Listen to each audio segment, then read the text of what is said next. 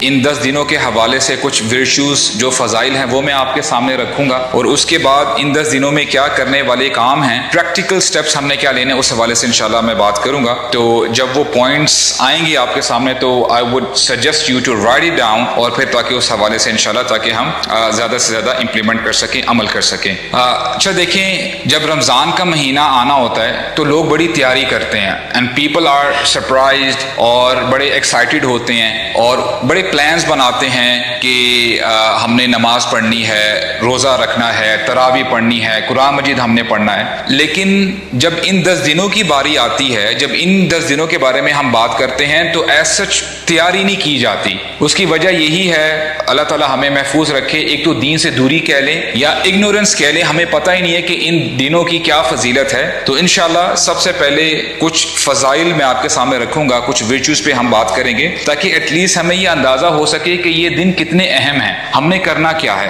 अल्लाह सुब्हानहू व तआला सूरह फजर में कसम उठाते हैं, वल फजरी व लयालिन अशर व शफ़ी वल वतर वल लैली इज़ा यसर। कसम उठाई जा रही है फजर की, फजर के वक्त की, और फिर अल्लाह ताला कसम उठाते हैं व लयालिन अशर। लैल कहते हैं रात को, और लयाल इसकी जमा है, इसका प्लूरल है, और अशर किसे कहते हैं, 10 को। ऑलराइट, लयालिन अशर इट मींस 10 नाइट्स। और स्कॉलर्स, जमहूर जो मुफस्सिरीन हैं, the consensus of the scholars, जो majority of the scholars, they say that these 10 nights are referring to the 10 days of ज़ुल्हिज्जा। इन 10 ज़ुल्हिज्जा के जो अय्याम है, दिन है, उनकी बात अल्लाह सुब्हानहू व तआला उन 10 दिनों की तरफ रेफर करते हैं। तो अल्लाह ताला कसम उठाते हैं फजर की, फजर के वक्त की। अब देखें, फजर की जब हम बात करते हैं, अल्लाह सुब्हानहू व तआला जब भी कसम उठाते हैं, स्कॉलर्स कहते हैं अल्लाह सुब्हानहू व तआला अजीम है और अजीम शय की ही कसम उठाई जाती है। तो अल्लाह ताला ने सबसे पहले कसम उठाई फजर की और उसके बाद 10 रातों की।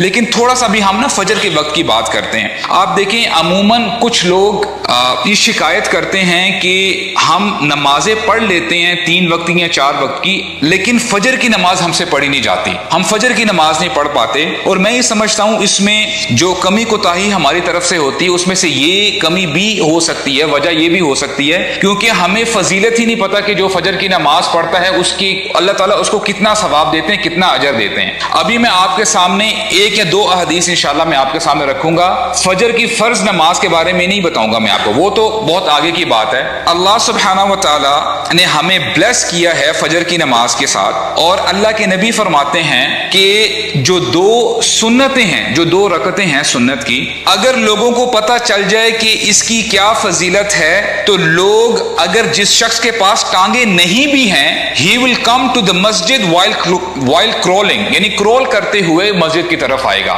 इसका इतना बेनिफिट है। लोगों को पता ही नहीं है कि फजर की जो 2 सुन्नतें हैं इसका इतना बेनिफिट है, इतने फजाइल हैं। अगर इंसान को पता चल जाए तो इंसान क्रॉल करता हुआ मस्जिद की तरफ आएगा। और एक और हदीस में अल्लाह के नबी फरमाते हैं कि जो शख्स 2 रकत पढ़ता है फजर की फर्ज नमाज से पहले, खैरुम मिनद दुनिया व माफिहा, तो ये जो 2 रकतें हैं ये दुनिया और दुनिया जो पोजेस करती है, जो कुछ इस दुनिया में है, उन सबसे बेहतर है। अब आप एक लम्हे के लिए जरा सोचो कि ये दुनिया क्या कुछ नहीं पोजेस करती। Luxury cars, huge skyscrapers, properties, सब कुछ, anything and everything you can think of. लेकिन यहां पे हमें क्या बताया जा रहा है कि जो कुछ दुनिया में है, ये जो 2 रकतें हैं सुन्नत जो फजर की नमाज से पहले पढ़नी है, खैरु मिनद दुनिया व माफिहा, ये दुनिया और दुनिया में जो कुछ है उससे बेहतर है। दुनिया में गोल्ड माइंस भी हैं, दुनिया में लोग ब्लैक गोल्ड जिसे कहते हैं, ऑयल एक्सट्रैक्ट करते हैं, वेल्स हैं, तो उन सब से बेहतर ये जो 2 रकतें हैं, ये उन सब से बेहतर है। तो यही विर्चुज अगर हम समझ जाएं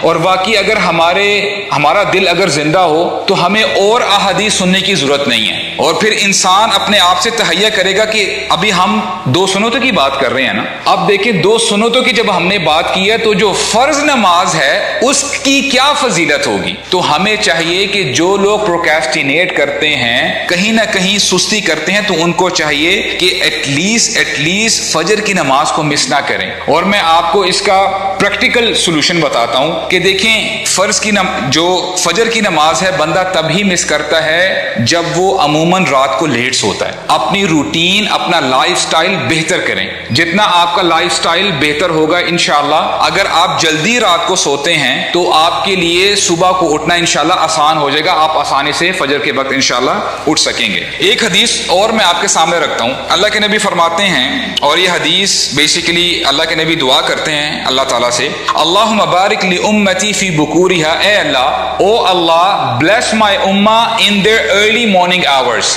کہ جو میری امت کے صبح کے اوقات ہیں, صبح کا جو وقت ہے, اس میں آپ برکتیں نازل فرمائیں. اور کیا کمال کی حدیث ہے اور کیا زبردست دعا ہے رسول اللہ صلی اللہ علیہ وسلم کی. رسول اللہ اسی وجہ سے جب کوئی آرمی ڈسپیچ کرتے تھے, لشکر تیار کرتے تھے, تو وہ صبح کے وقت یعنی کیا کرتے تھے. اور یہاں پہ آپ کے لیے, میرے لیے لیسن ہے. الحمدللہ میں یہ امید کرتا ہوں کہ آپ یہاں پہ بیٹھے ہیں کیونکہ آپ دین حاصل کرنا چاہتے ہیں, آپ دین کو سمجھنا چاہتے ہیں. Isn't this the case? اور عموماً ہم کنفیوژن کا شکار ہو جاتے ہیں کہ ہمارے پاس تو ٹائم ہی نہیں ہے, تو ہم کیسے دین حاصل کریں. تو یہ آپ کے لیے, میرے لیے ایک پلس پوائنٹ ہے کہ دیکھیں, جو شخص فجر کی نماز پڑھتا ہے وہ نوٹ کرے گا, اگر وہ 1-2 گھنٹہ نہ سوئے.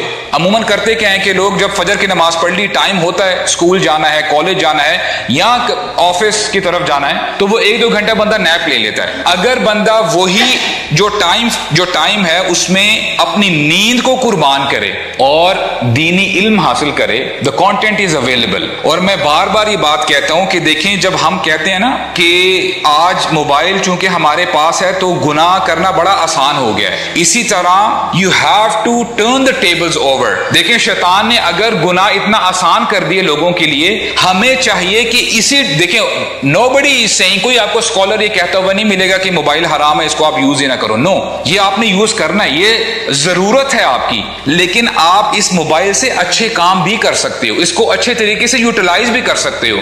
آپ کو پتہ ہے کہ اگر آپ یہی 1-2 گھنٹہ یوٹیلائز کرنے لگ جاؤ, دینی علم حاصل کرنے لگ جاؤ, where do you see yourself after 1 year? اپنے آپ کو 2 سال بعد کہاں دیکھتے ہو آپ؟ اور میں آپ کو پریکٹیکل میں آپ کو اس اسٹیپ بتا رہا ہوں کہ دیکھیں, when I started this journey, to be very honest, اللہ تعالیٰ نے میرے دل میں بات ڈالی.